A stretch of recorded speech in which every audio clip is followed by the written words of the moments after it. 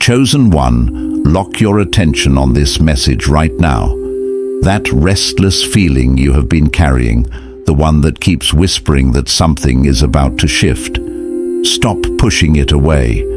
The enemy is working overtime today for one reason and one reason only. He knows what is about to walk into your life. It all changes in the next 24 hours. The waiting, the wondering, the silence from the people you needed to hear from. But here is what you must understand. It is not changing because of coincidence. It is changing because of the ground you have been holding. Think back to that moment this week when you almost made the call, almost sent the message, almost forced something to happen that was not ready yet. But you stopped yourself. You pulled back. You waited. You did not know it then, but that restraint was not weakness. That pause was positioning. That moment of stillness was the exact act that cleared the path for what is coming toward you right now. You did not delay your blessing. You protected it. Something in you knew today was different before you even pressed play on this message. That knowing was not you. That was the Most High clearing the frequency so you could receive what He is about to release in your direction. You did not find this recording by accident.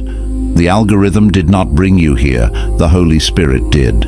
This is a divine appointment, written before the foundations of the earth, specifically for this moment in your life. You are standing at a threshold you cannot afford to walk away from. Stay until the very last second of this message, because in the next few minutes, I am going to reveal the exact nature of the offer that heaven has authorized to enter your life. I am going to show you the spiritual profile of the powerful person being sent your way, and the specific signs that confirm they are already in motion toward you. And at the end, I am going to give you the declaration that seals your alignment and ensures you do not repel what God has already dispatched. Do not click away. Your future self is pleading with you to stay, because if you leave now, you risk stepping out of position at the exact moment the door is swinging open. I know what the last 72 hours have felt like. The atmosphere has not just been still, it has been charged. Like something is pressing against the natural from the other side, trying to break through. Maybe you have been moving through your days this week with a strange combination of exhaustion and electricity. Tired in your body but alert in your spirit, like something in you is on watch even when your mind wants to rest. Or maybe you found yourself pausing in the middle of ordinary moments, washing dishes, sitting at your desk, standing in a parking lot, with the sudden, undeniable sense that your life is on the edge of something enormous. Or maybe it was something quieter than that, a dream you woke up from and could not shake, a name that kept rising in your thoughts, a feeling that a specific door you had mentally closed was not actually closed at all. You feel suspended between who you have been and who you are being called to become. And in that suspension, the enemy has been planting a very specific lie. Listen to your thoughts. He is telling you that the reason no major door has opened yet is because you are not ready. He is replaying that moment from last week when you stumbled, when you second-guessed yourself, when you almost walked into your purpose and then retreated because the fear was louder than the faith. The accuser has been telling you that moment disqualified you, that the powerful connection you have been praying for has been rerouted to someone more prepared, someone more polished, someone who did not hesitate the way you did. But I need you to hear what the scripture actually says about this moment.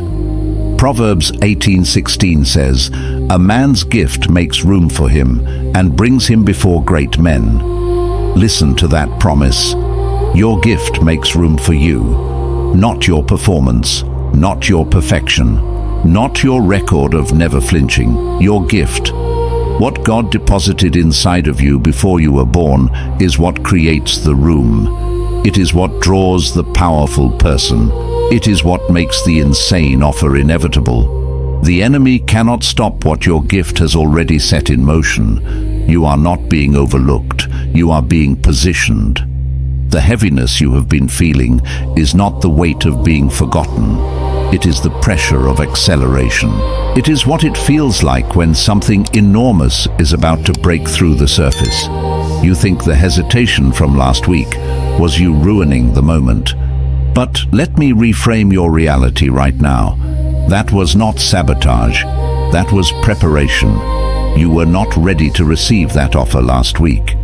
The magnitude of what is coming required one more layer of refinement, one more demonstration of trust, one more moment where you chose to wait on God instead of forcing your own hand. And you passed that test without even knowing it was a test. The powerful person moving toward you is not coming toward the version of you that performs and pretends. They are coming toward the real thing, the authentic, refined, pressure-tested version of you that emerged from this exact season. Brace yourself, because what is coming is not small. Hit the like button if you feel this message arrived at the exact moment you needed it. Drop a comment below. What is the one door you almost forced open this week, but something told you to wait? Now let me tell you what this powerful person looks like, not in appearance, but in essence, because you need to recognize them when they arrive. This isn't about scanning a crowd for a particular physical type or waiting for a grand, dramatic entrance that would satisfy human theatrical expectations. Instead, it's about discerning a spiritual frequency, a resonance that transcends the superficial. You have been praying for something, perhaps with a specific outcome or an image firmly fixed in your mind, and God is answering in a form you might almost miss if you are still looking through the lens of your past disappointments, your preconceived notions, or the wounds that have obscured your spiritual sight. This divine appointment often arrives cloaked in the ordinary, yet carries an extraordinary presence that only a prepared spirit can perceive. This person is not coming to fix you. They are coming to find you.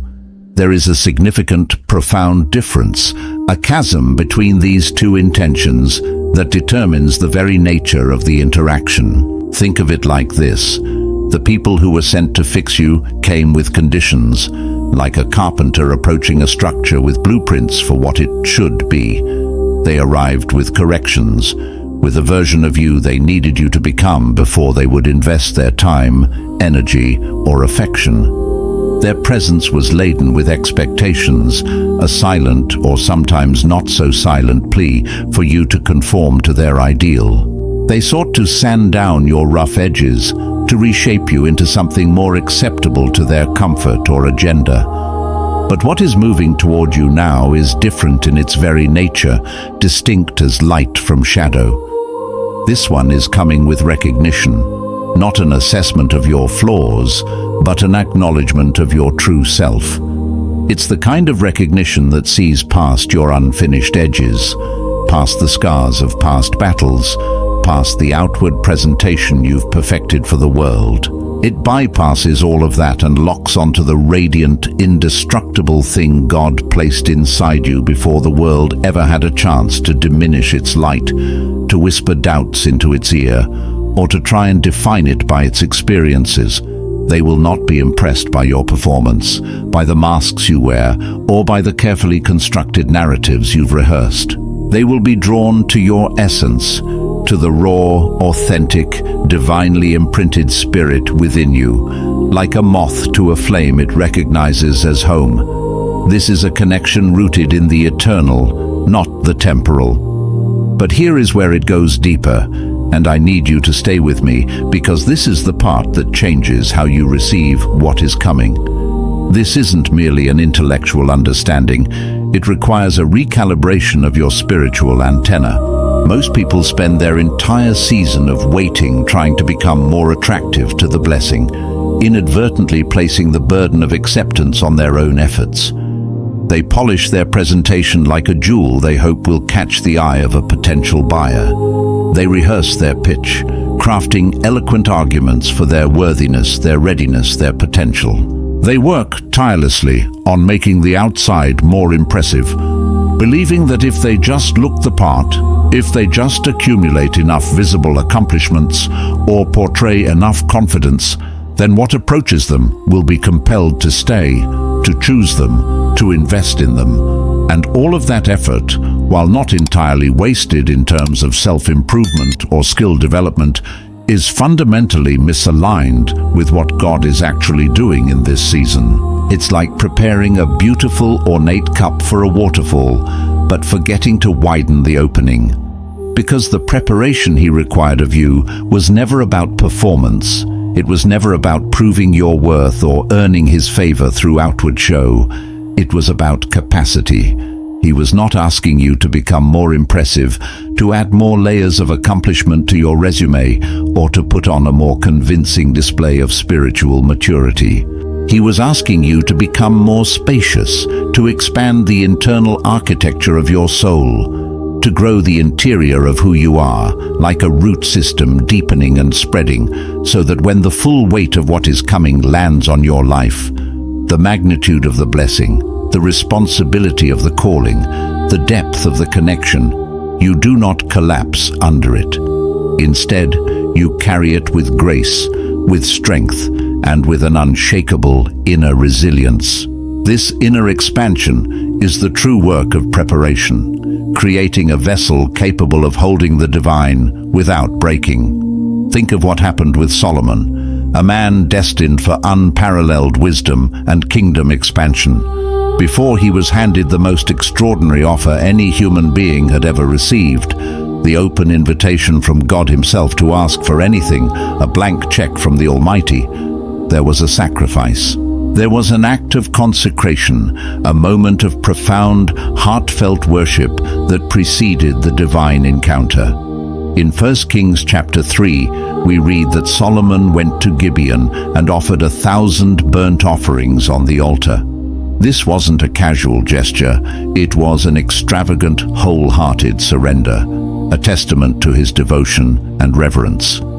Solomon did not stumble into divine favor with his hands empty and his heart distracted, half committed to the world and half committed to God.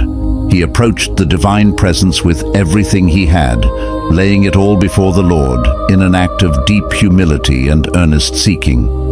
And in response to that posture, that overflowing sacrifice, God opened the conversation that would not only define Solomon's personal legacy, but also shape the history of a nation.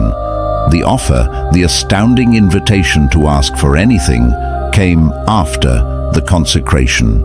It followed, not preceded, the act of giving.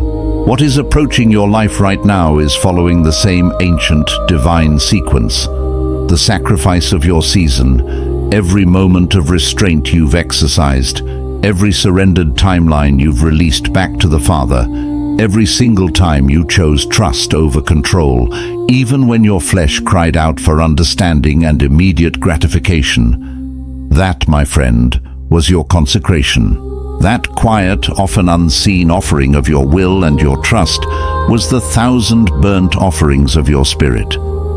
And the conversation heaven has been waiting to have with you, the monumental exchange that will redefine your path and unlock your next chapter, is about to begin. The stage has been set, the altar consecrated, and now the divine audience is upon you. And this leads us to something most people miss entirely, a subtle but critical turning point that can either propel you forward or leave you lingering at the threshold. The offer that is coming is not just going to look like an opportunity, a clear-cut path with flashing neon signs proclaiming its divine origin. No, it is going to look like a choice. And in that pivotal moment, when the door creaks open and the light of what you've prayed for streams in, something ancient and primal in you will rise up and question whether you truly deserve it. A voice will whisper, insidious and persuasive, asking whether this is real, whether such a profound blessing could actually be meant for someone like you. It will remind you of your specific history, replaying the moments of failure and imperfection. It will bring up your specific stumbles, highlighting every misstep and detour. It will unearth your specific file of moments you wish you could rewrite, The regrets that have long haunted the quiet corners of your mind, asking how someone with that past gets to say yes to something this significant, this sacred, this grand. That voice, my dear friend, is not discernment. It is not an inner wisdom protecting you from folly. That voice is the last desperate line of defense that the enemy deploys when he can no longer stop the physical arrival of your breakthrough. He has exhausted every other tactic. He cannot block the door from opening, for heaven's decree has already been issued. So, in his cunning desperation, he tries to convince you not to walk through it, to retreat from the very blessing you have longed for, to believe you are unworthy of the divine invitation. He can't stop the sunrise, but he can try to convince you to keep your curtains drawn. And what is coming next will likely challenge you in a way you have not been challenged before in this message. This requires an even deeper level of spiritual awareness and an unshakable resolve. Stay with me.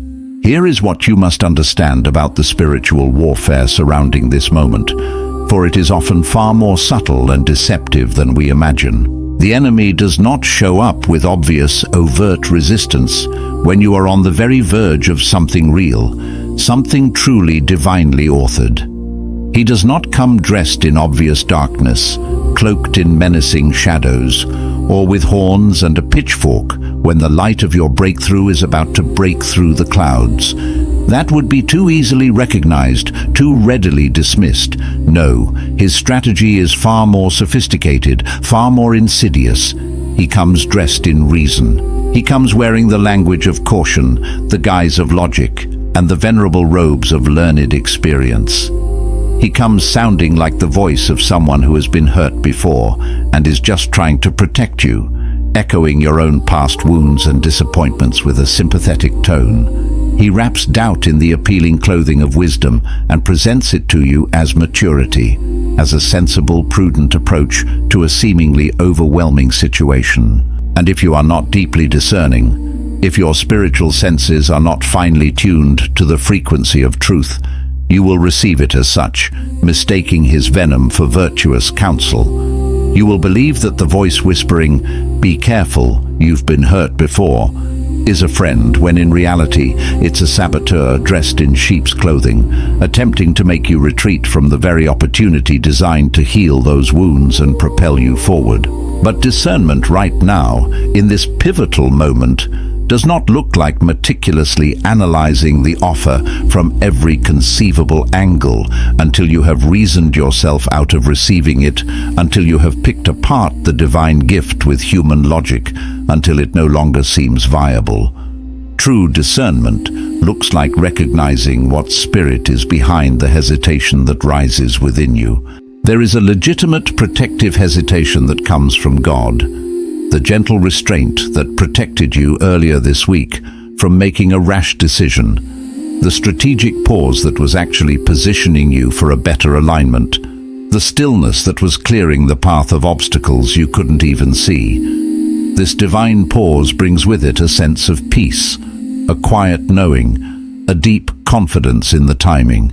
And then there is a very different kind of hesitation that comes from a wound, the kind that disguises itself as wisdom, cloaking itself in a false sense of prudence, but is actually just raw, unaddressed fear that has lived in you so long it has started calling itself instinct. This fear has set up residence in your subconscious, interpreting every new opportunity through the lens of past pain, creating a fortress of self-protection that, while once necessary, is now a cage. You absolutely need to know the profound difference between these two internal voices before this door fully opens, and the invitation is unequivocally before you. Because one form of waiting, the one authored by God, is a profound act of faith, a trusting surrender to divine timing. And the other is merely self-protection that has overstayed its welcome, a survival mechanism that has now become a barrier to your blessing, keeping you safe, but also small. In just a moment, we are going to uncover the specific, unmistakable sign that tells you this is the appointed connection, the divine intervention, not just a convenient one, not merely a fleeting opportunity that looks good on the surface, but one deeply etched into the fabric of your destiny. But first, this profound distinction between God's guidance and fear's grip has to land, has to settle deep within your spirit, preparing the ground for the recognition that is coming. The season you have been in, the period of quiet, of struggle, of what often felt like stagnation, was not punishment. Let me repeat that with absolute clarity. It was not a punitive measure from a distant, angry God. I know it has felt like silence, a vast, echoing emptiness where you expected divine pronouncements. I know there have been countless nights where the absence of movement, the seeming lack of progress, felt disturbingly like the absence of God himself, as if he had turned his face away. Where the gap between where you are today and where you profoundly believed you were called to be felt so wide, so insurmountable, that you started quietly revising your expectations downward, inch by painstaking inch. You found yourself whispering to your soul that maybe the vision was just too large, too audacious for someone like you. You convinced yourself that perhaps you misread the signs, mistook intuition for ambition, or that the holy boldness you felt in your spirit was merely emotion, an ephemeral feeling and not the solid certainty of prophecy. I know intimately what that quiet erosion does to a person's faith, how it can hollow out conviction and leave behind a landscape of doubt. And I am not going to minimize it by telling you it was easy, or that you should not have felt the weariness, the longing, the despair. Your feelings were valid, and your journey has been deeply profound. But hear me clearly, with every fiber of your being. The silence was not God stepping back. It was not a sign of his withdrawal or disinterest. The silence was God clearing the room. It was the deliberate, strategic removal of all distractions, all competing voices, all superficial noise, so that only his voice, his purpose, and his impending revelation could be heard and deeply felt. When heaven goes quiet before a breakthrough, it is not absence. It is powerful, intentional preparation. It is the held breath before the word is spoken, the profound stillness that precedes creation. It is what happens in the spirit realm when something so significant, so monumental, so deeply aligned with your divine destiny is being orchestrated, aligned, and brought into tangible form that the natural world itself has to go still to quiet its clamor, to accommodate the sheer weight and glory of what is being repositioned for your life. Think of a master conductor raising their baton, and the entire orchestra falls silent, not because they have left, but because they are poised for a grand symphony to begin. You were not abandoned in the silence, left to fend for yourself in a spiritual void. You were being prepared within it, being refined and strengthened, your spirit tuned to a higher frequency. And I declare to you now, with the authority I carry, the preparation is complete. The overture is over, and the first notes of your next movement are about to sound. Now let me show you the sign. This is the unmistakable marker, the signature of heaven. You will know this is the appointed connection, the divine offer, the authorized person, not because everything feels perfect, not because there's an immediate, overwhelming sense of euphoria or a flawless, idealized beginning, but because something profound and elemental in your spirit goes quiet in their presence. It is a stillness unlike any other, not in a way that deadens you, leaving you numb or drained, but in a way that profoundly settles you, anchoring your soul in a peace that transcends earthly understanding. There will be a deep, intrinsic recognition that completely bypasses logic, a knowing that resonates far beyond the confines of your intellectual mind. It will feel as though something ancient and inherent in your spirit has already met something equally ancient and profound in their spirit at a level your natural mind was not privy to, a preordained convergence. It will feel less like meeting someone entirely new and more like remembering something ancient, like finding a missing piece of a sacred tapestry you didn't even realize was incomplete. And the very moment you feel that deep, soul-level recognition, that profound sense of quiet homecoming, the enemy will immediately attempt to make you doubt it, to intellectualize it away, to plant seeds of confusion, because that recognition, that specific frequency of divine resonance, is the exact spiritual signature he cannot counterfeit. He can manufacture chemistry, he can create superficial attraction or intellectual compatibility. He can simulate connection with skillful precision, mimicking genuine interaction. But he cannot replicate the profound, abiding peace that passes all understanding, the very peace of God settling upon your spirit. He cannot fake the deep calling to deep that David so eloquently described in the Psalms, Psalm 42:7, that resonance of one spirit recognizing another, because the same God, the creator of all life, breathed purpose and light into both of them. He cannot mimic the unmistakable echo of eternity, recognizing itself in another soul. When that happens, when that quiet recognition washes over you, do not explain it away with rationalizations or dismiss it as mere coincidence. Do not intellectualize it into something manageable, something that fits neatly into your existing worldview or your comfortable boxes of understanding.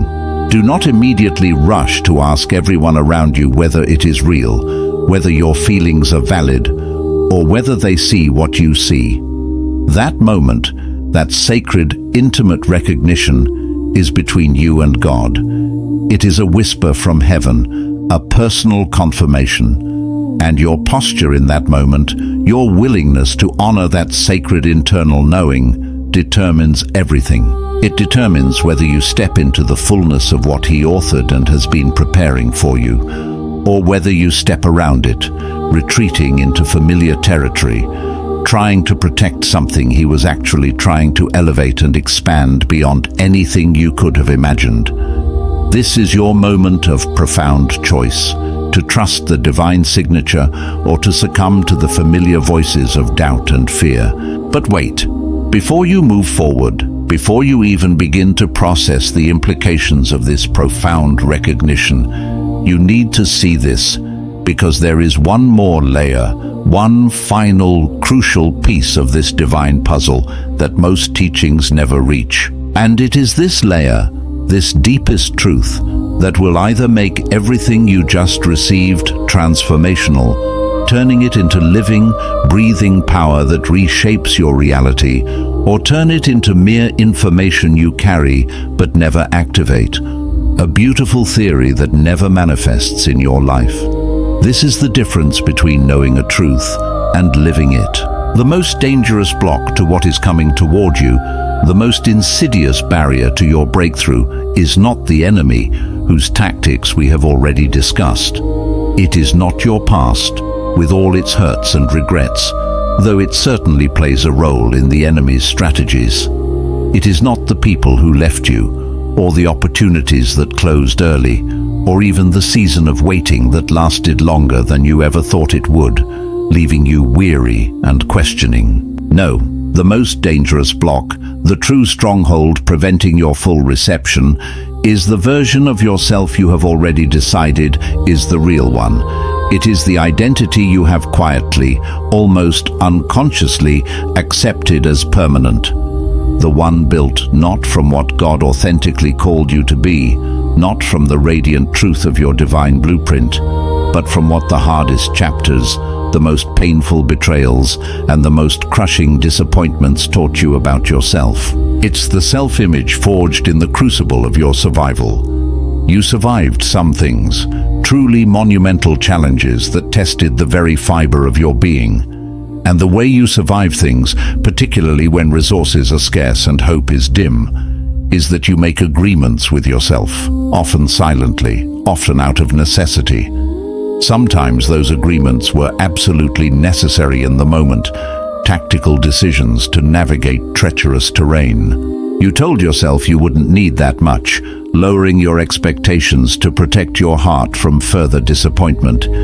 You told yourself you were fine being in the background, out of the spotlight, safer from scrutiny and potential failure.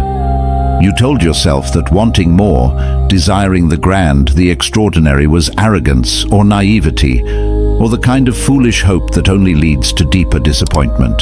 You contracted yourself, like a magnificent bird folding its wings to fit into a tiny cage, shrinking your spirit and your aspirations to fit the small confined space you were given by circumstances or by others' limitations. And those agreements, those survival mechanisms, kept you safe when safe was all you could afford. They were your emotional armor, your psychological fortress against a world that often felt harsh and unyielding. But here is the liberating truth. You are no longer in that chapter. The season that necessitated those protective agreements has passed, and the very agreements you made there, which once served as a shield, are now acting as a ceiling in a season that requires sky. They are preventing your ascent, limiting your vision, and restricting your capacity for expansion. The powerful person being sent to you, the one designed to recognize and amplify your true essence, cannot fully connect with the contracted version of you, the one still hiding behind those old protective walls. The extraordinary offer being authorized by heaven, the abundant grace and opportunity flowing your way, cannot be fully received by the diminished version of you, the one still believing in the smallness that was forced upon you. What God is truly sending, what He is unleashing into your life, requires the full version of you, expanded, open, willing to be seen, and to operate at the magnificent level He actually created you to operate on, not the level dictated by your past wounds. And that expansion is not something that happens to you like a passive recipient of grace. It is something you have to consciously choose, right now, before the door opens all the way, before the divine appointment is fully manifested. This is your active participation in your own miracle, because here is the part you did not expect, the profound twist in the narrative of your spiritual journey, the offer, the divine connection, the breakthrough. These were never the miracle themselves. They are the manifestations of the miracle. You, in your truest, divinely authored form, are the miracle. The connection was never the breakthrough. It was merely the conduit. Your willingness to receive at the level you were created for, your brave decision to shed the contracted self and step into the vastness of your divine identity, that is the breakthrough. Heaven has already done its part. The intricate alignment is already in motion, weaving threads of destiny into a tapestry of glory. The person is already moving toward you, guided by an unseen hand.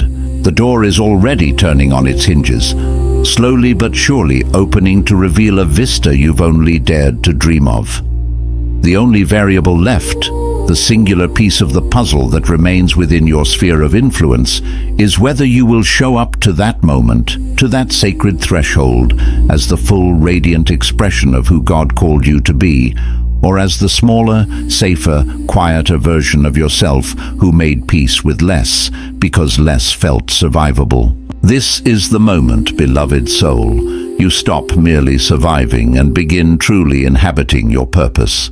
Not performing it, as if you're on a stage auditioning for approval, not presenting it as if it's an idea you need to sell to the world, but inhabiting it, living it from the inside out, breathing it into every fiber of your being, with the kind of settled authority that comes from knowing your life is not your own, that the magnificent gift inside you belongs to something larger than your fear, larger than your past, larger than any human limitation. It is the authority that stems from the profound, unshakable certainty that the Most High does not make mistakes when He builds a person, when He assigns a season, when He orchestrates a divine appointment at the exact moment of the exact day, when a particular soul was finally ready, not just to see, but to receive everything he had been holding in reserve, everything he had destined for them since before the foundations of the world. That soul is you. So place your hand on your heart right now, feel the rhythm of life within you, and speak this declaration out loud with conviction, because words carry frequency, and your spirit is listening, eager to align with truth. I release every agreement I made with smallness. I break every covenant I formed with fear. I take back every piece of my identity that I surrendered to survive seasons that have now passed. I open my hands, my heart, and my life to receive at the full level I was created for. The powerful connection moving toward me will find me ready, not perfect, but present. Not without a history, but no longer defined by it. I will not shrink at the threshold. I will not explain away the recognition when it arrives. I trust the God who authored this moment to carry it through to completion. I am not waiting for my life to begin. My life is happening right now, and I step into it fully, fearlessly, and with the settled certainty that I am exactly who heaven said I was before the world ever had a chance to say otherwise.